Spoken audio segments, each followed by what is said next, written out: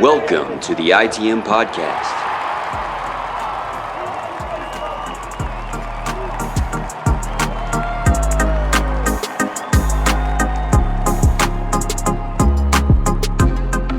This is episode 288 of the ITM Podcast, the official Boston Red Sox podcast of the CLNS Media Network, brought to you by Prize Picks, the exclusive daily fantasy partner of the CLNS Media Network.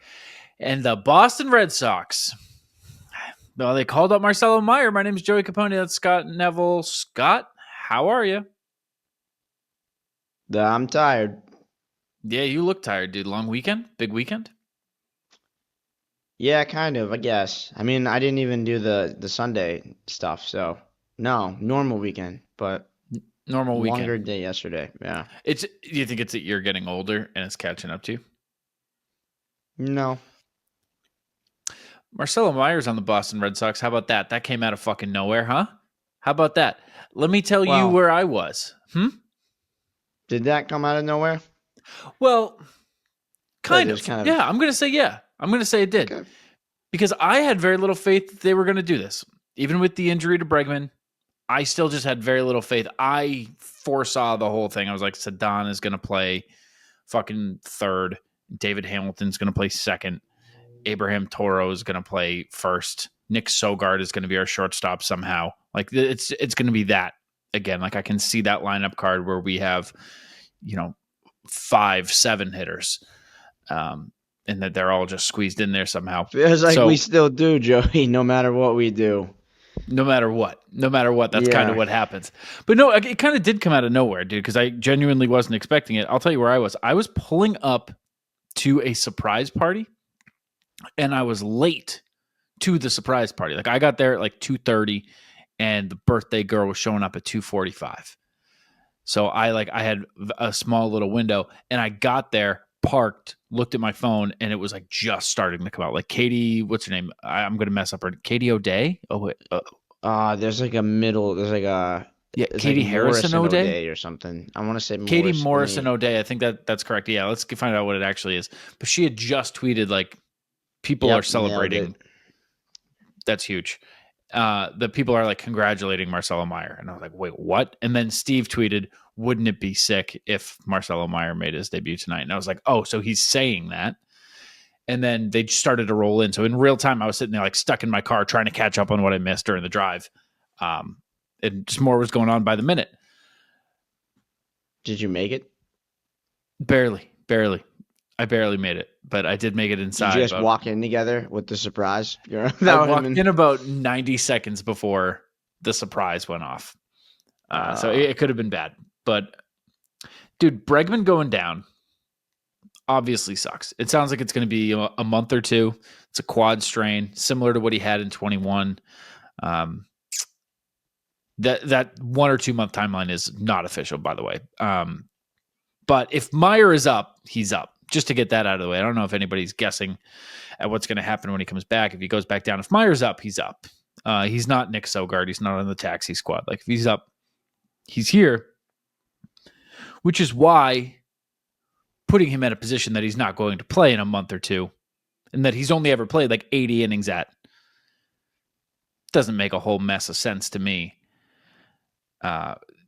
It's just more and more evidence. I know this isn't like the major takeaway. That like Marcelo Mayer's here. I'm stoked about that. It's just moving these kids around, or like the willingness to move these kids around the diamond while continuing to be married to Trevor Story at short is absolutely fucking insane. It's insane. It's over. Like it hasn't worked. It hadn't really ever worked for more than like a 30, 40 game span. It didn't work. It's over. It's over. He's not going to suddenly get better. He might find it and level out and hit 230 for a month. But like that's what we're talking about here. And it's where Marcelo is going to play. Be it in a month, be it in a year, that's where he's going to play. I would prefer if we focused on the development rather than continuing to leave the guy at short, who this month, Scott, is hitting 169 with a 439 OPS in 75 plate appearances this month. Yeah, but he was in the home run derby. Oh, yeah. Shit, I forgot about that. 21?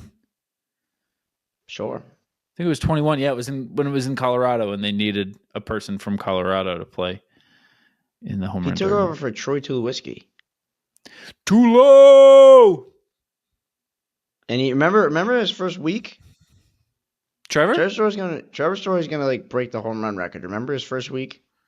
Oh, it's like first ever week with the Red Sox, 22? No, in the MLB. Not like his first week like alive. I don't know what happened Oh, then. yeah, no, But I I don't mean know like his first week about in the that. big leagues. I don't know if you know. Ready? I don't really remember that. I remember his first week with the Sox. He hit like 5 homers. Let's see. Came out of the gate really hot. You looking at his first ever, what is that, 1998? Yeah, his debut season? It's 2016. He hit 7 home runs in April, which tied the rookie record. But he hit a home run in his first 4 games in the big leagues. So he's going to be really good. And then he ended up in the home run derby, just as we suspected when he started launching balls. Yeah. So I don't know what you're being so negative about. In 2016, Fortnite had just come out. This brand new video game called Fortnite had just been announced. Donald Trump had announced that he was running for president for the first time. Relevant today. Trump's still the president. Fortnite is still big. So what's your point? I was in college. Me too. No, almost. I was in college. What else was going on in 2016? Flowrider, pretty big. Summer 16. That people talk about Summer 16. I don't really remember it. April 16. I would have been right around prom season for me. Nice. Oh! I turned 21 at the end of 2016. So after this, I wasn't legally able to drink when that happened. But that's all sick. That's all cool. Since April 22nd, which is a little over a month now, it's like a month and a couple of days. Are you doing 2016 still, or are you doing 2025? No, so April 22nd, 2025. Do you want to guess what Trevor Story is hitting since then? Like his average and his OPS. Do you want to guess? 169 and 450. Dude, he wishes. He's hitting 133 with a 366 OPS. Scott, he's 14 for 105. He just got to get it going. That's hurting your team, dude. That's monumentally hurting your team. Like you have to. He's a really good defender, at least. He's not though anymore. That's the thing. I don't know if you've seen this, dude. They got metrics now, and they say that he's not good. He's not good. He's a bad defender. Well, negative. Well, he's actually still fast. So that one's actually still there. Yeah, he's like 85th percentile. And yeah, so what's his on base percentage? I can only imagine it's in the 2s. Trevor Story. His on base percentage this year is 272. But that's on the dangerous. Whole season. 27% of the time. 27% of the time it's dangerous. But let's go since April 22nd because that's the number that I had pulled up. What's his on base since then? 195. Okay, so then 19.5% of the time. That's almost once per game that he's going to be dangerous out there on first. 2 times every 3 games, he is going to be on base. And look out. Look out, because he has stolen 3 bags in that time. So look out. And you never know when number 4 is happening. You simply never know. It could be any minute now. Is this the end for Story? Is this like the beginning of the end? Is Trevor Story not going to finish this year as an everyday player on the Boston Red Sox? End of the story, Steve? Come on, dude. Steve. Sorry, I forgot what year. I thought we were still doing 2016. No, it's 25. We're back in 25, dude. Yeah, dude. End of the story, the epilogue, if you will, final chapter. Oh, but yeah. No, he probably this is probably a Chris Sale situation. He's gonna opt in, and this is bad. Yeah, it's not good. I just don't understand the move to. I mean, I know you need a third baseman, and I know putting that's why. Raffy back out there is like probably not the best idea. Let's not talk Putting about that Story again. over there is putting Story over there doesn't make you a better baseball team, but would putting him at second? I say yeah, probably. Sticking one of those guys, Sogard. Yeah, but then who plays third? It's one of them. Sogard, Rafaela, somebody who has a glove and a pulse. Stick them over there. Give Marcelo. What I'm saying is, Marcelo's here. There's an adjustment period with Major League Baseball players becoming Major League Baseball players. Make that adjustment as easy as possible. Let him play his fucking position, please. And get Trevor out of there. You've been an old man all season about not letting these kids and not having versatility. He can play third. Is it just let him play working? third. It's fine. It's fine. Is it working for anybody? It's not working for Campbell. Like, yeah, but you act like if Story plays second instead of short, this whole thing's gonna be looking at the whole thing. And then you got your suggestion is a what? Toro Sogard corner infield. That's not better. I guess. I don't know. I fucking hate the idea of moving these guys around somehow. The only thing that that's really driving this whole thing that I've been pushing all year is you've put 100% of the stock of the franchise into three dudes. Like, as far as everybody is concerned, it's been the big three. That's been the story for years. And that, the people who make up that big three has changed, but it's been the big three. And to do anything other than give them the easiest possible path, the path that is absolutely best for their development, just feels so fucking asinine. Like, what is all this for then? What was all this waiting for? Just so you can toy with them when they need the most cushioning. It's organizationally frustrating to be like, you waited so fucking long for these guys to get here. You told us they were the future, they were the chosen ones, and now we're just gonna fuck with them and be like, well, they'll figure it out on the way. Marcelo Myers played 80 innings at third. It doesn't matter for their careers. You're looking so short-sighted. Mookie Betts got called up as a second baseman.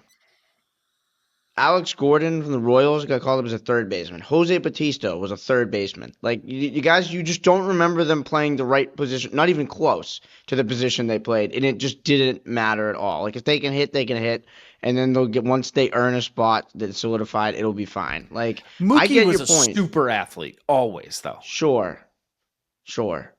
But, that's not the only example, and I understand that, but that's not an easy transition going from he was always a middle infielder, always. And then they put him in right field at the big league level. They had to figure it out. Mayer taking 6 steps to his right will be fine. It's going to be okay. You're asking Campbell to move a couple more steps to his left. That guy moves positions every 2 seconds anyway. It doesn't. There's anyone. No one's more equipped in the world to change positions than Christian Campbell. I don't think he'll ever find a home. I'm with you there. They'll that he'll never find a home. There's no perfect home. He'll probably have a house and stuff, but positionally, he'll probably be moving around a lot. I think. I think he'll put down roots somewhere eventually. Yeah, but not But when he does so, he's probably going to play a couple of different positions during that time he lived, during the course of that mortgage. Like maid, landscaper. No, I'm still talking about baseball. Second short, not short. Shortstop. Yeah, not shortstop. No, not shortstop. Second base, first base. He sucks bad at second. I'm sure I don't know. I don't know if he's gonna be Paul Goldschmidt at first base, but probably not. What's going on with Paul Goldschmidt anyway? What the fuck is he thinking? He's on the Yankees now. Yeah, knock it off, dude. Not the Yankees part, he signed a contract. I thought, the hitting 400 part. Knock that off. Ugh. We're supposed to be laughing at the Goldschmidt and Bellinger signings, and it's like, can you guys fucking lean into it a little bit? Play along with the bit? Yeah, we're doing a bit here. We relax. We're doing a bit here. There's a script. There's an easy script. The video of Marcelo getting called up, awesome. Yep. I always feel like these managers, these minor league managers, it's rehearse it 1 or 2 times, Yeah. Yeah. Or don't do a bit if it's not your thing.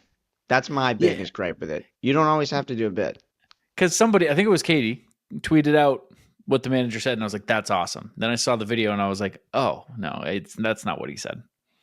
He tried to say that. It's just whatever. I don't know. That's such a stupid little thing, but it was one of those things I saw, and I was like, "That's not it." He knew what you meant, but we didn't nail it.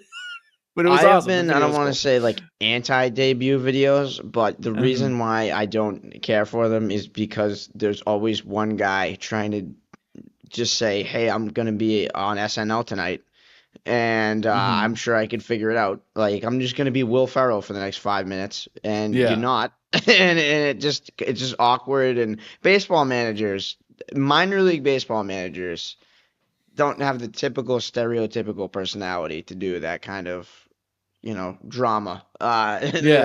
So it always comes off weird. And like most of the time, these guys know they're getting the call. Yeah, like Mayer, probably pretty confident in that moment. It was, right after an injury. Anyway, I thought you said something interesting on Twitter. And by interesting, I mean goofy.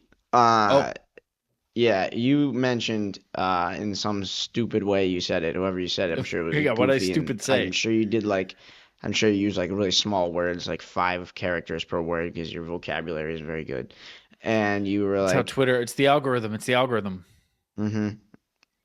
Okay. And it was like, you were like, "Oh, I still don't think Mayer gets called up because I don't think they move away from their timeline." And that made me think, I wanted to ask you, and I know obviously the Mayer situation is obviously resolved, but do you think that, like, has your take been that you think that the Red Sox believe they need more time, like Anthony and Mayer? Because I've never thought that. Okay, all right. Because it's just a matter of roster spots. Yeah, no, it's purely. I mean, like, they have a timeline in their head of when they are getting these guys up for one reason or another. Oh, see, I don't even think that's true. Like, I believed in the Rookie of the Year thing. I totally believed in the Rookie of the Year thing about Roman. That they were like, well, we can't bring him up before June 5th. That I could see, but I don't think it's something like, hey, if it's something like service time manipulation, like, okay. But I don't think they're saying, like, hey, like, we want him to stay in AAA until July. I think it's purely just like, it's been a healthy outfield this year. Yeah. And that's what it is. I mean, Rafaela gets hit in the hand by a pitch every day now, and he's just fine every single time. I don't know if he's fine. He's playing through it. Yeah. He has some moments, but all of the numbers tell you that he stinks bad. Can't string it together. So I don't know. Rafael is like so obviously the one, and people are going to point to his glove, and I'm going to point to his bat, that. And I'm going to say which one of these is more important. One of them is a lot more important. So I don't know. I think if they truly wanted to put the best baseball team on the field that they could right now, they could do it, and it would be Roman for Rafaela. And they're not doing it because I think they have an established timeline in their head, not because they think he needs more time or any of that. I think it's service time manipulation, and I think it's also just the idea of like, hey, we came to a decision that we're going to wait until then. And I think they're stubborn. I think it's just an overflow thing. Like I said, I mean, I'm 1 for 1 here. I think it's just he'll get called up when there's an injury, and obviously there's going to be an exception. Like if the entire outfield stays healthy through 140 games, at some point they're going to pull that trigger before that. We get to August, but it does feel like as of right now, like this month, June, like it's probably going to happen when an injury occurs, and otherwise, I don't know how you force him onto the roster without doing something crazy, which maybe they're willing to do finally, but they just don't. I don't know. I kind of get it in a way, even though it's frustrating. The thing that bothers me the most about Mayer getting called up is everyone's like, finally, this is awesome. I'm almost more frustrated because the only way they called up a guy that was supposed to really help the team was because we lost the team MVP. And so now we still got worse the day that Mayer got called up. Had you not been an asshole about this and done it a month ago, we would have had a much better team. We would have had Bregman and Mayer in the same, and then we get better. All we did was mitigate loss by calling up Mayer, and that's so frustrating because you're talking about a top 10 prospect in baseball, and that roster move made you worse. And it's I don't necessarily believe that Mayer is a guy who's going to let pressure get to him. But if you do believe that, you could also add this to the list of examples in which Marcelo Mayer is being asked to fix the team. Hey, Bregman's down. Do you think you can replace his production? Oh, shit. Oh, shit. That's kind of a big ask. He Remember? What? Bregman dropped under 300, so. Oh, right. Yeah. Oh, I forgot Bregman was ass at the end. He was hitting like 298. Yeah. Yeah. So. That's the hit that his last hit there. Nope, 299. What a pussy. Wow. That last single where he blew up his leg almost got him there, But now Mayer, I didn't realize that. Yeah, Mayer can replace 299. Yeah, I didn't realize it was just 299. Forgot. I didn't realize he was having a bad year. I will say the people immediately calling for Roman Anthony, like Mayer gets up here and they're like, yes, now get Roman here. Now we go. Can we open one present at a time? Can we I don't know. Like at Christmas, like you open a gift and you don't even react to it. You go, nice. Where's the next one? Like, what, can we take a second and just like celebrate Marcelo being here or like be stoked or like, I don't know, just something. Just like focus on this for half of a second before moving on to the next toy. Like he'll be here. He'll be here. Trust me, I want him here more than anybody. I totally understand the team is better when Roman Anthony is on the team versus, well, Ceddanne Rafaela. I was going to say take your pick, but that's not true. It's then Ceddanne Rafaela, then the one guy. But I don't know. Can we just like have a minute and just be stoked about this one thing that's happening? Like once he does get called up, like what are we going to do? What are we all going to talk about? Like it happened with the Raffy extension where people were like, begging for it, calling for it, screaming for it. It came and then they were like, okay. And then just kind of sat silently. We're like, I don't have anything to complain about. It's like the end of Finding Nemo. You seen Finding Nemo? You ever heard of that movie? Is that before your time? Finding Nemo is a Disney Pixar 2006 film. I think I nailed that. At the end, the aquarium fish break out of the dentist office in the bags and they roll over into the harbor and they all celebrate for a sec. They're like, woo, yeah, we did it. And they look around. There's a pause. And one of them goes, now what? It's kind of how it feels. It's like, is that what's going to happen? We're just sitting here banging our chests and it's like, just, I don't know. It's half of it happened. We can just enjoy what's here. I don't know. I get that it's bittersweet because of the Bregman thing, but it didn't feel like that had a fucking thing to do with it. It was like, well, you gave me one present, but I wanted to. One thing at a fucking time. I don't know. Well, I would argue that a lot of other people, almost all of the people watching Red Sox games aren't in media and having to, look for storylines for the season. But I agree. I mean, now it just wouldn't. I mean, it would make sense. It makes sense to call him up every day because he's your better guy. But it would be unexpected. Although the people, maybe there's still people out there holding out hope that Mayer, Teal, and Anthony get called up on the same day. That's really our last hope at this point. Is that happens? Mayer, Anthony, and Teal get called up on the same day. Remember because they did it in AAA, and then everyone was like, maybe they'll do it again. We'll see. We'll have to find out. Obviously, Anthony's still in AAA, so we won't know. There's no way to know. Called up. We won't know until him and Teal get called up. Yeah, that'll be the day. That'll be sick. Be the same day. Well, will it be the day? That's the question. I think it will. I think we're all pretty sure they're all going to. You think they all get called up on the same day? Yeah. Okay. Yeah, they love ceremony and pageantry. So yeah. Last thing on Marcelo, the car keys thing is awesome. That he was like going to be late to Fenway because he couldn't find his car keys, and then today Roman came out and said those things have been gone for like 10 days plus. Like he has not had his car keys in a long time. We have no idea where they are. So no, there's no update. His car is still sitting here at Polar Park. His keys have been gone for a long time. I love that they are real life best friends and like grew up in the system together. It's so cool.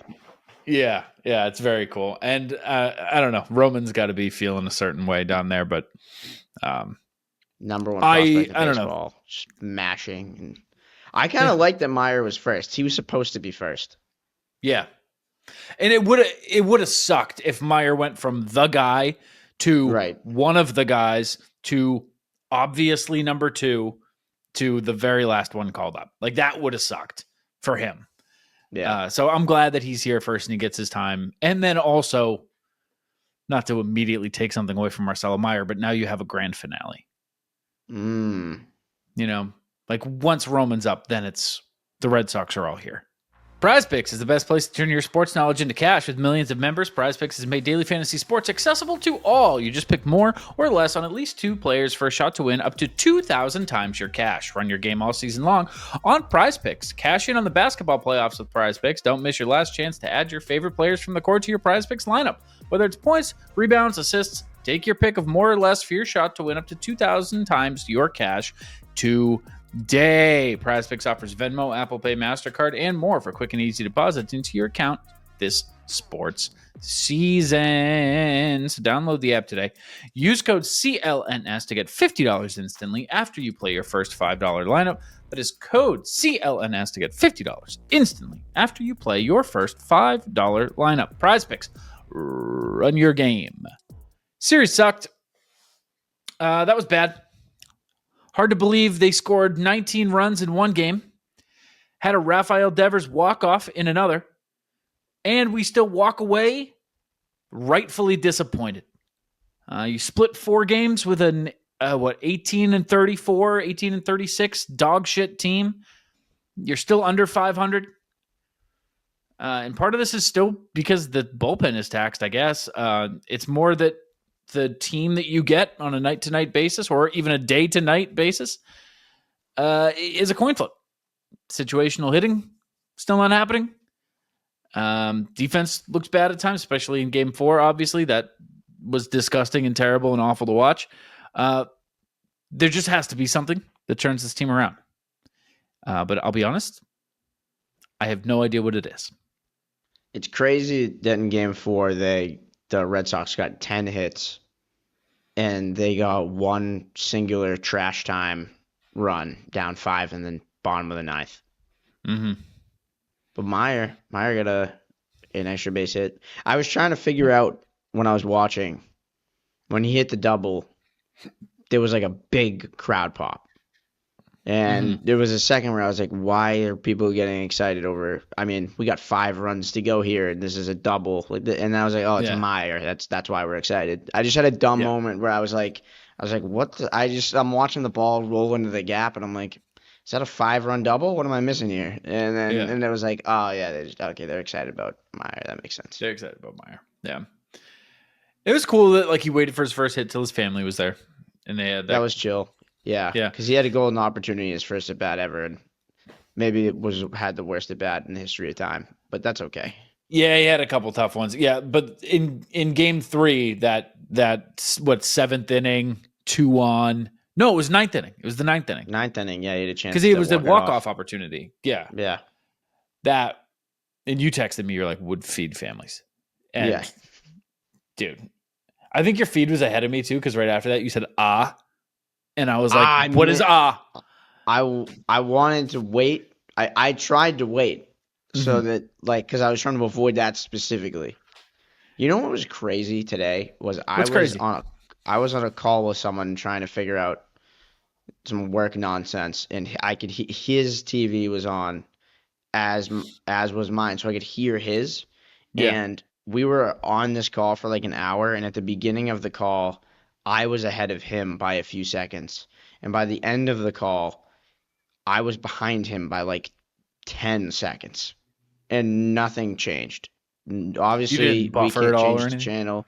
There wasn't anything like we were both watching on like cable TV. Like there was no there was no way for it to swap. And slowly he just caught up and blew me away. Like, I'm talking a full pitch ahead of me, like being like, damn.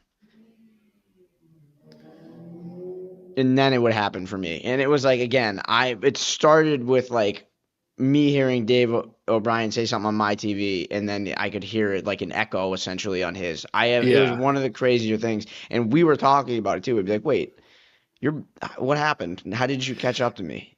Dude, in Game 2, the day game. Yeah. I could not listen to Dave O'Brien any longer. I think it was game 1, actually. Could not listen to Dave O'Brien any longer. Hit my limit for the season. Was like, no, not doing this. And I've told you before, I got that like radio. I got that like vintage radio set up like right next to the living room. Tried to get a dog, ended up with a radio. Right, that day. And so I'm like, I'm going to turn the radio on and I'll mute it. And then I'll just like sync it. And the radio was like, I swear to God, like 2 minutes ahead of the Fubo broadcast. And I was like, okay, that's not going to work. I'm not going to be 2 minutes behind.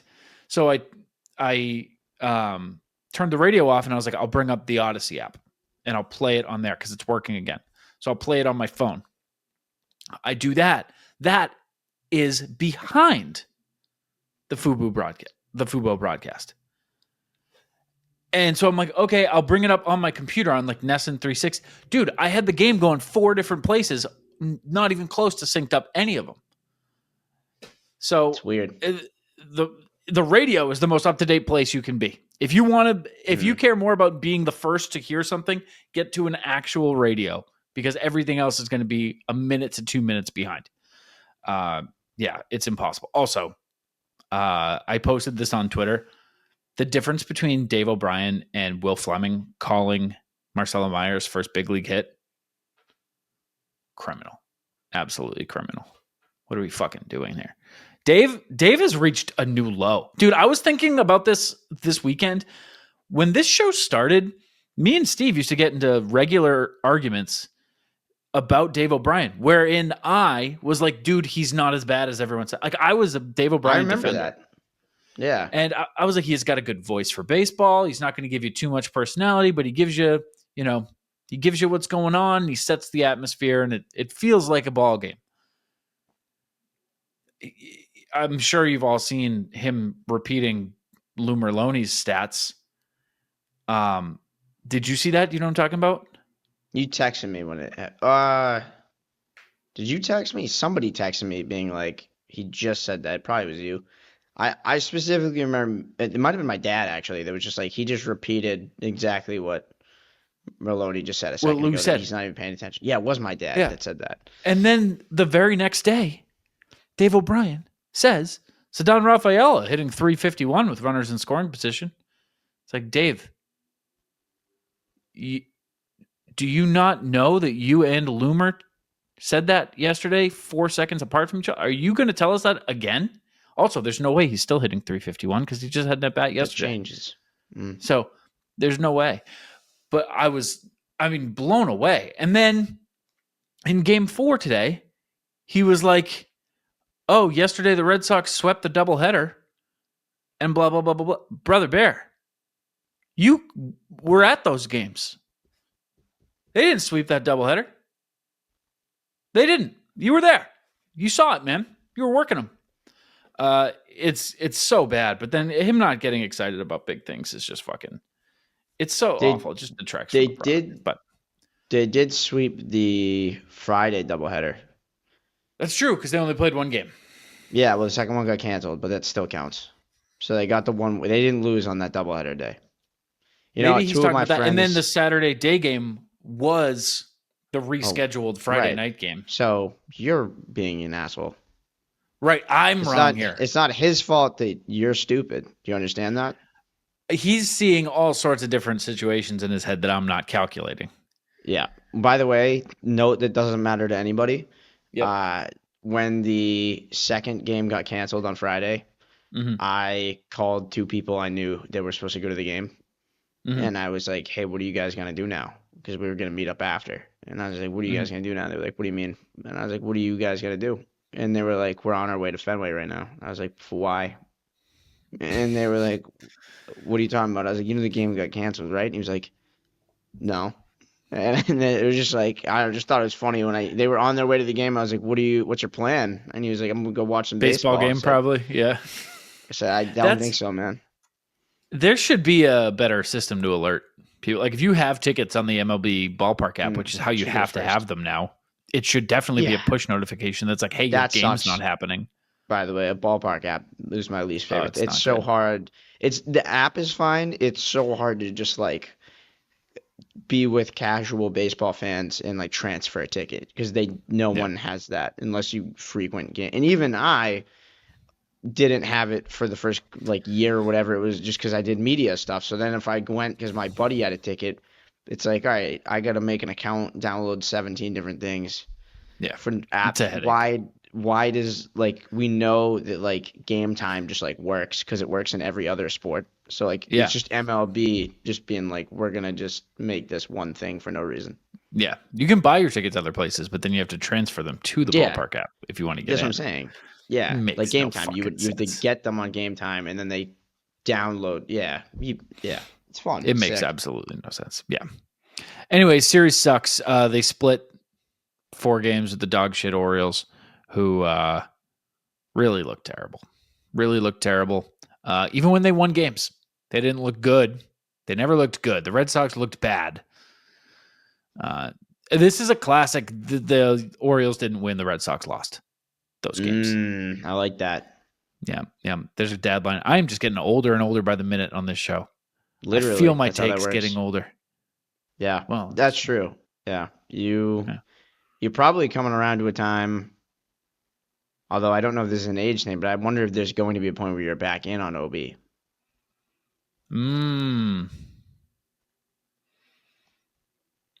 No. You know what I am back in on is sports radio. That's kind of crazy. That's definitely an age thing where it's a lot of energy to listen to other Red Sox podcasts, but I toss on EEI in the Sports Hub. And if they're talking baseball, I leave it on and it scratches the itch for me. That's a good thing you just said. Yeah, don't even worry. Getting a Red Sox podcast on there is a pain in the ass. Just listen to EEI or whatever. No, I'm saying other shows blow dick, so I don't want to listen to it. But you said you were like talking about the process and like the process to watch ours and ours is they're subscribed. No, to it's ours, not. It's so not that's getting the it up. difference. No, I mean it's draining to do a show and then go listen to someone else do a show because then I start to think about like, oh, did they prep this segment like this? I actually don't like. I don't listen to shows anymore for that exact reason. Exactly. I also don't want to accidentally steal an idea because I know other people have stolen our ideas and I don't know if that was conscious or subconscious. Probably conscious. But I've done that before. Even when we did like the comedy stuff in college, like when we did like skits, like I would accidentally write something that someone would be like, "Oh, that you're talking about the Office thing," and I'd be like, "Shit, yes, I am." They just did bleeds do this, in, didn't dude. they? And I just completely didn't know. Yeah, so it's like you're right. I have seen this. There's so many reasons why I don't want to listen to other Red Sox shows. But so, you think? But you think that's why? Do you just like to be mad at your car? I do get mad. I call in a lot. No, you don't. Yeah, I do. You call in. Yeah. What was the last time you like were on a show? 2 weeks ago, maybe. What was? They were talking about Cassis. Oh. Were And you like, hey, this is my job? morons. Or did you just be like, hey, Joey from the woods? When I called, I don't know who answered. I don't know who was running the board that day, but they picked up and they're like, Joey, what's up? Oh. And I was like, hey, looking to talk Cassis. They're like, cool, put you right there. Interesting. Yeah.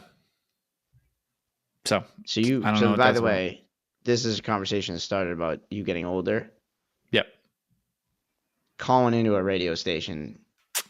No. Yeah. Oh, yeah. Well, I'm calling in because they don't know what they're talking about over there. I've been watching this game a long time.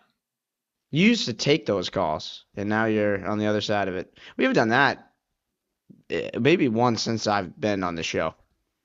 Voicemails are a fucking headache. We don't have a soundboard. Well, for you, they're a headache. I would love to have a soundboard.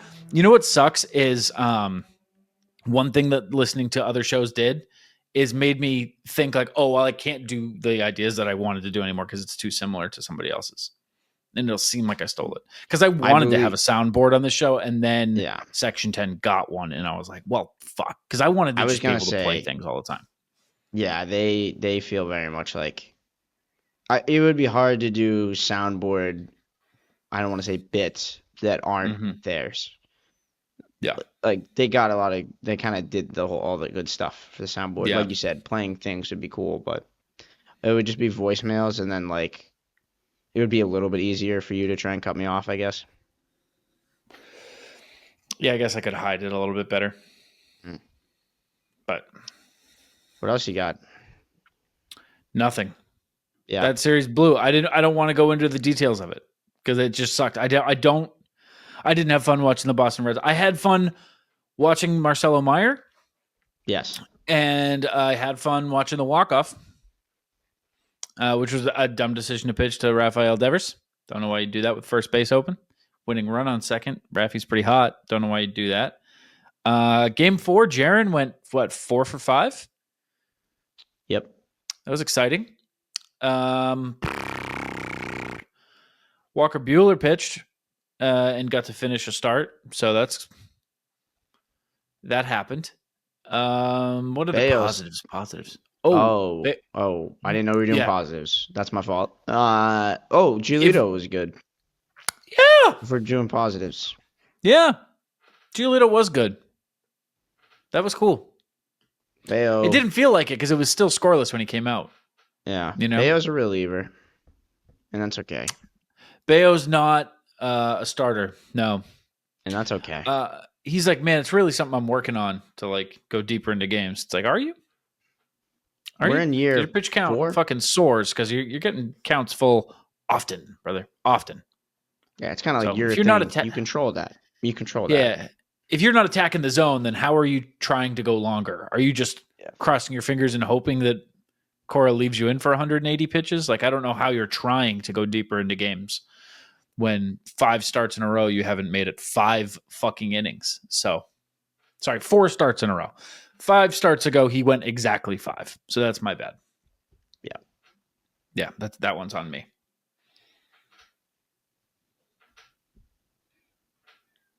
Yeah, that's really all I got on the series. It was cool to see Devers hit a grand slam off a position player. Yeah, that was fun. That inning was a lot of fun. I really thought something was going to change, man.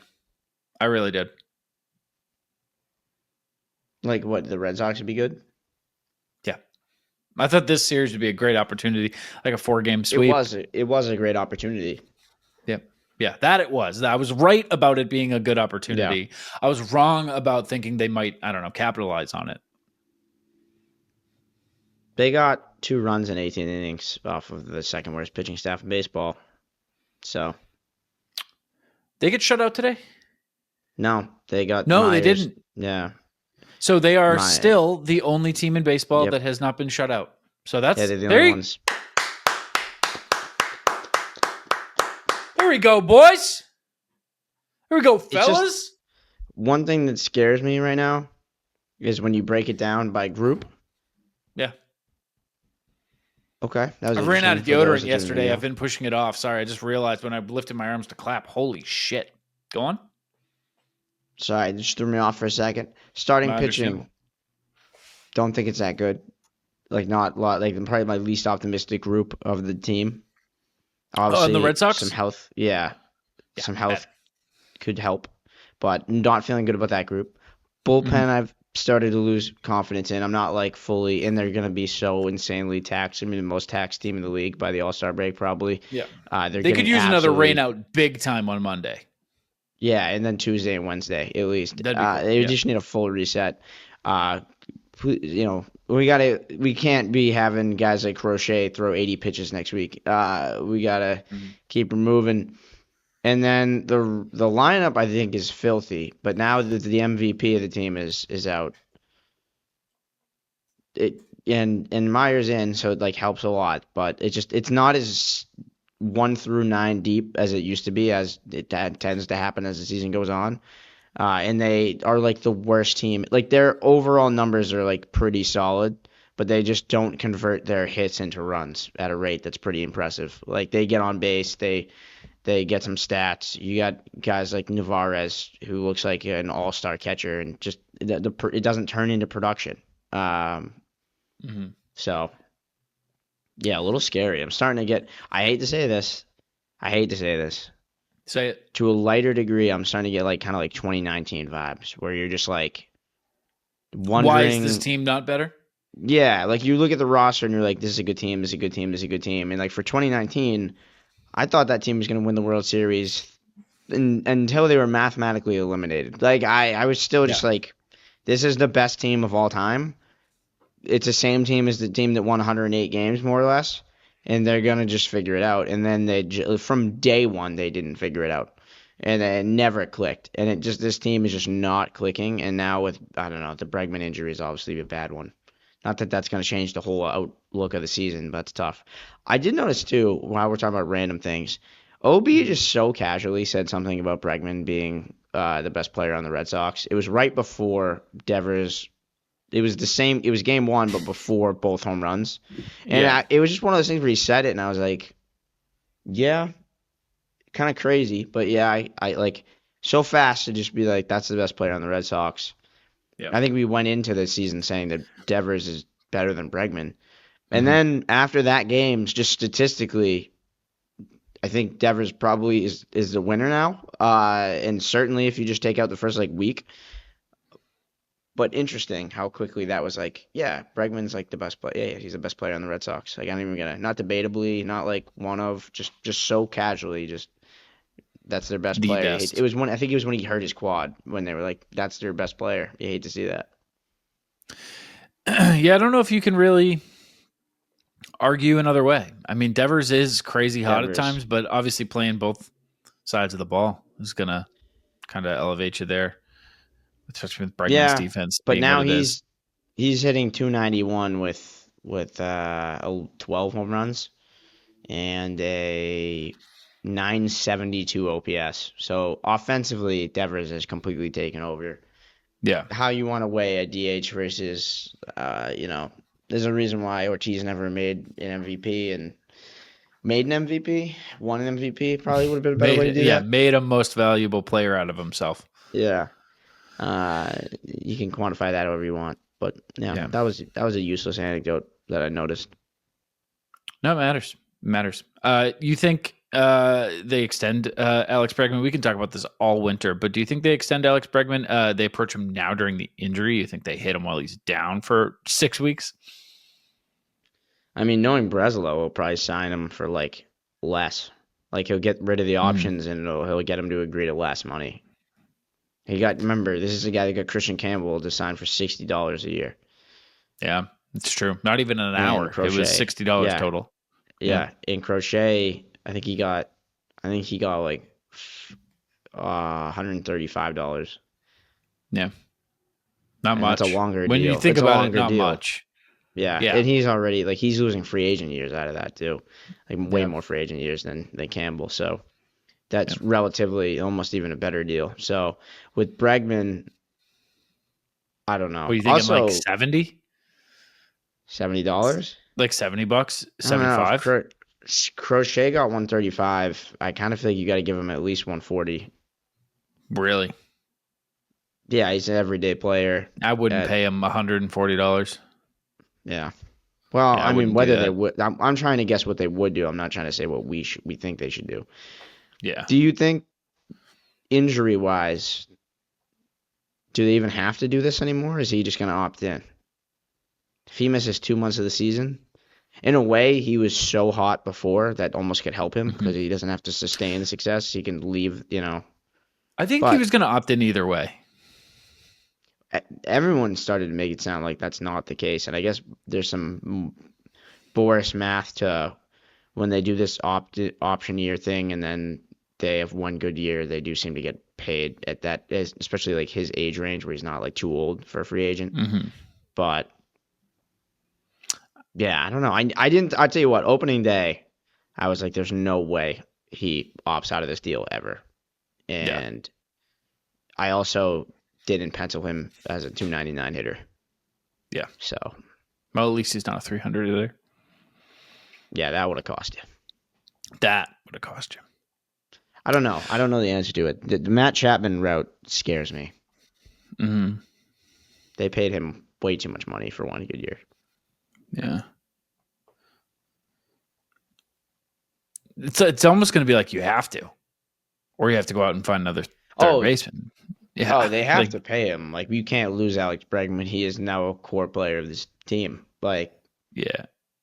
It's May of his first year here, and it's like, oh, he has to be here. Like, yeah.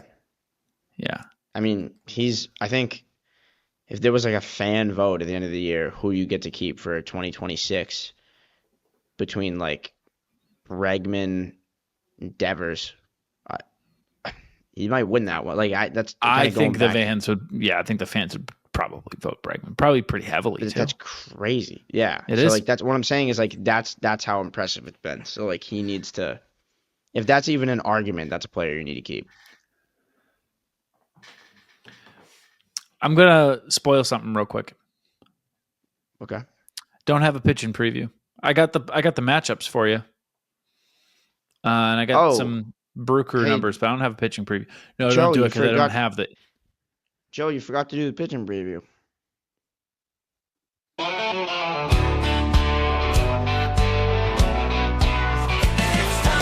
This is the wrong song. You go, oh, and then, remember? Okay, folks, here are the matchups. I'll give you that. Game 1 is Crochet versus Chad Patrick, which is a person's name. Yeah, Chad Patrick. That's his name, I guess. Game 2 is TBD versus Aaron Savali. Civil. Dude, the autocorrect on a MacBook is fucking... Game 3 is Brian Bayo versus Freddie Peralta. Brewers are 26 and 28. They're you, except worse. They have no offense. Me. No, they're us. They're the Red Sox, but worse. Yeah. Rhys Hoskins is their best bat. 288 average, 862 OPS. Behind him, I guess you could say Frelick, who has a 740 OPS. Jake Bowers, right around the same. He's only hitting 247, though. Better slugging numbers. Christian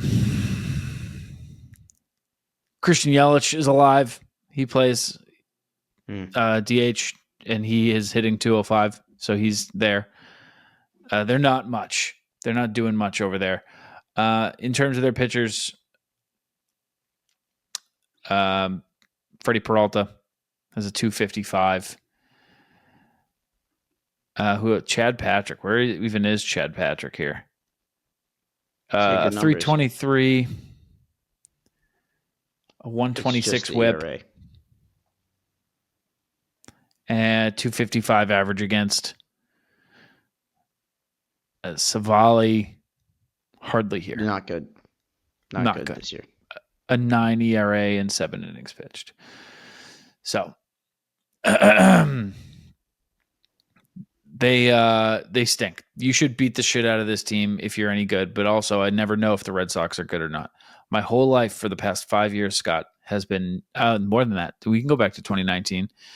My whole life for the past 6 years now, a little over 6 years, has been spent far too often thinking, are the Red Sox good? Are they good? Are they not good? Are they suck? Are they great? Are they going to win the World Series? Are they terrible? Right, I don't know, Joey. They're always right in the middle. So I'm going to say they win 2 out of 3. Go back to 500.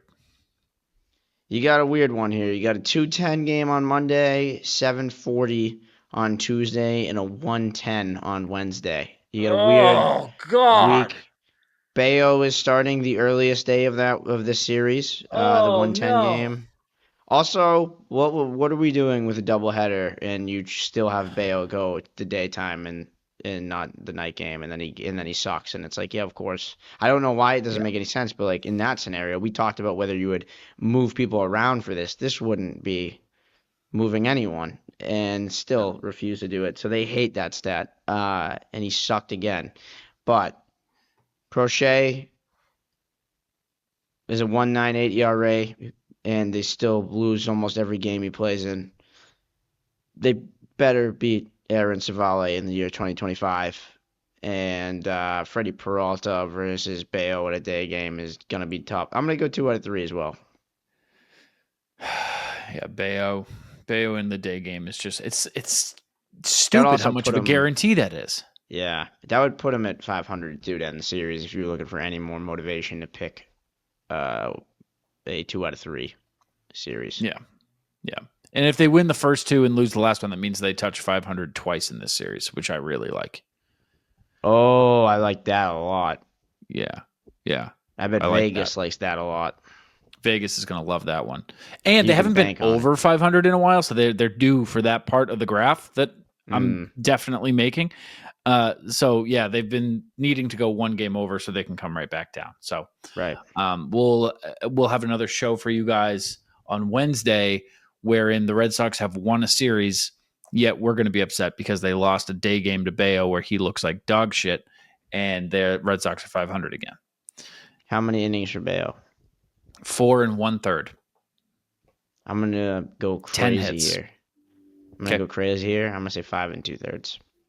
Whoa. How many runs? Enough 4? to lose. Enough to lose. Enough to lose.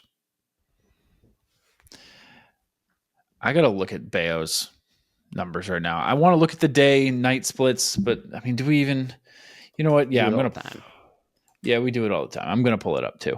And it's going to take me a second, but I simply don't care. I need to know these numbers because they just keep getting worse and worse and worse. And it's dumb to put this much stock into this, but, like, I don't know. It's so consistent. It's so consistent, dude. His nighttime ERA this year is 2.20. Yeah, he could be who he was supposed. He would have lived up during the day. Sorry, he would have lived up to his potential if he had just only played night games. He would have lived up to his potential. He makes his money's worth on that extension in night games. He just can't do it during the day. Oh my God. Career 548 during the day. It's crazy because they play the majority of their games at night, and he always finds a way to sneak into the day games. I've said it, dude. Career 386 at night. We'd be happy if that was his career numbers. Not happy, but we'd be like satisfied. If he could do that and go like 6, I would be okay with that. The problem is he's got a 4.08 ERA and he's going 4. Yeah. This is going to be a frustrating one. I feel it. Yeah. Boring matchup. Empty your brain of thoughts with Joey and Scott. Empty your brain of thoughts with Joey and Scott. What do you got? It's time to empty your brain of thoughts with Joey and Scott. Yeah, I did get you. I did. I got some thoughts. You got some? Get yours out there first. I already said all mine. Perfect. Here's something. My brain confused Luis Guerrero for Kenley Jansen about 5 times in 10 minutes. I did that once. It was crazy, dude. It was the Family Guy, ooh, a piece of candy, ooh, a piece of candy, ooh, a piece of candy thing. Like, I looked up at the TV and was like, let's go, Kenley. Oh my God, that's Luis Guerrero. I'm out of my mind. Nice pitch, Kenley. Oh, that's Luis Guerrero. I'm out of my mind. Wow, Kenley's looking good. That's Luis Guerrero. It was nuts. We don't have that guy. Yeah, we don't have him. He's not here. Second thought. Reese McGuire is the first Met to wear number 20 since, I swear to God, Mastroboni. That's awesome. That's so cool. That's so sick. There's no joke to be made. The jokes write themselves, folks. Mastroboni straight to McGuire. That's sick. We already talked about Fleming versus OB in this episode, as we usually do. But I wanted to give a nod. I was thinking about doing a new little segment, Scott, at some point called Say Something Nice, in which you and I challenge each other to say something nice about somebody or something or some part of the team or a player or something. Not my thing. And we pick it for each other. And it's like, you have to say something nice about Trevor Story. Oh. And, you know? Okay. But had you done that to me today and said, say something nice about Will Middlebrooks, I would say, I think I'm coming around on Will Middlebrooks. I like Will Middlebrooks. Made himself incredibly available post game. He's on the radio. He's on TV. He's here, there. He's everywhere. His analysis, I think, is better. Him and Will Fleming have a real thing going, and they're doing really great stuff together. I really like watching the two of them interact. They are an awesome duo. And if I didn't want to admit all that when you asked me say something nice, I would say this: Will Middlebrooks has a good laugh. I like when Will laughs. He's got like the kind of laugh, like a he. Here comes the pizza. That kind of laugh. That was a different That's guy. Nice. That was a different guy. That was a different guy. But it's nice to just hear like genuine human laughter coming out of the broadcast. I don't know. Hats off to Will Middlebrooks. You won me over. Didn't like you for a while. Totally changed my opinion. And the last one is just a little story that I thought you would like. I could tell you this off air, but I don't know. I thought it was funny, and the show was so short. Sometimes I do stupid things where I tell you a very funny story the second we stop recording, and I just say that could have been in there. No need to not do that. So this is a story that, like, I don't know, it's not the biggest payoff here. It's not the funniest story in the world, but it was just a moment. I went to a haunted market today, which is just like some expo thing in town. You texted me you had a Halloween thing today. You couldn't record right after the game because you had a Halloween thing. I said, what? It's May. Yeah. No, I did. I had a Halloween thing. I knew that. It didn't seem like you knew that. I knew the whole time. And so I went to this thing, dude, and I bumped into a buddy, like an old friend, right? This is a guy I knew in high school and then never spoke to again. And then 3-4 years ago, I sold him my couch. Like, I posted my couch on Facebook. I was selling it, and he bought the couch, right? And that's the last time I saw him. That's the only interaction I've had with this guy in the 12 years since high school. But like, we run into each other, and he's like, Joe. I'm like, hey, what's going on, man? How you doing? Oh, Kelly, nice to meet you. Oh, I'm Joe. We were friends in high school. Yep. And like, we're standing there, nothing to say. And I'm like, I so badly want to be like, hey, well, good to see you, man. Later. But I was like, that's too quick. It's too quick. Like, the pace is wrong. I have to just like find something to say.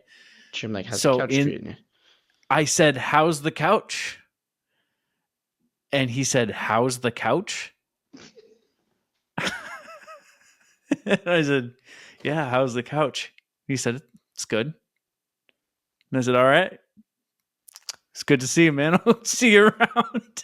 That was the only bullet you had. That was the only bullet you had in that moment. It's all I had. And as I said it, I was like, not so dumb. As he like repeated, like, how is the couch? I wanted to be like, yeah, so man, disrespectful. So disrespectful, by the way.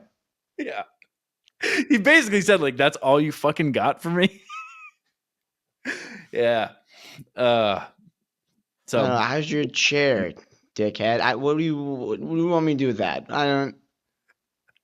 It's fine, man. I sit in it sometimes. Yeah. All right. Catch you later, dude. Oh, so good. So yeah, I'm not going outside for a long time. Yeah. That was enough for me. I got a reason why I shouldn't go outside for a while. Because you burn. Because you're pasty. I do. Well, I do. Yeah. Mm-hmm. But I don't know if you've noticed, not a whole lot of sunburn opportunities lately. Right. Sure. Hey, the weather. Am I right? Yeah. I feel like this term has gotten out of hand for a while, and I think it reached its breaking point with me yesterday. In terms of not like for me to reach it, but like it was said, I was called it, and it was like that's it. We're doing that too much. Mm-hmm. A girl yesterday told me I had a dad bod. And that's where the moment it hit the line for you. You're like, that's enough. Too much of this now. I mean, I'm probably 15-ish% body fat. Like if you're talking about like, I don't know. I got to that point. I said, if that's what we're doing, like, you have to take steroids to not have a dad bod. Like, if that's the line, if this is where we're moving the line to, like, your natural physique, like, you either have to like be like meal prepping every meal and doing 10,000 steps a day and 1,200 calories, or everyone has a dad bod. Yeah, it's too much. That's far too much. Yeah. I wouldn't say I have one, and I would say I'm doughier than you. Not by much. I would too. I would catching definitely up. say you're doughier. Yeah. Oh, well, okay. But I wouldn't say you have a Hey. dad bod. So we're on the same page. What I'm saying is, like, I don't think you're way fatter, and I think there's Well, it's way something more I can room- say. It's something I can say. I can say. No, I'm on your side here. What I'm saying is, you were like twice as fat as me, and I still don't even think you're in dad bod range. I and wouldn't so- say fat. I wouldn't so- say no, I have no, any no. fat. You wouldn't say you have any fat? Not on my body. A doctor would definitely say. But my point again, I've been starving myself for Joey, like 9 months. Joey, I'm backing you up here. I'm saying not you sure don't have you a dad are. bod. I'm saying if I'm 0 and 100 is a dad bod, Yeah. you're like 50-ish. Like, you're like twice as fat. Like, but you're not there yet. Like, you're not even on that scale. I wouldn't put you in there yet. I'm complimenting you, dude. It doesn't feel like it. I don't know why. I think you just I don't take feel compliments complimented. well. I feel You must not take compliments well. Follow us on the socials at ITM_pod. If you want to send compliments my way, that'd be much appreciated. I'm going to go to the gym now. You can follow me at Joey Copponi. You can follow him at Scott Neville 46. For those of you listening, subscribe on the Red Sox Clubhouse CLNS Red Sox YouTube channel. You can find us. You can find press conference stuff, media scrum videos, all that kind of stuff there on the YouTube channel. And subscribe to the main CLNS page there too. Like, leave a review, all that shit, subscribe, notifications, blah, blah, blah. You know how it goes. You can follow me at Joey Copponi. You can follow him at Scott Neville 46, just like how many more days until Roman Anthony's here. For Scott Neville, I'm Joey Copponi. Go Sox, kid.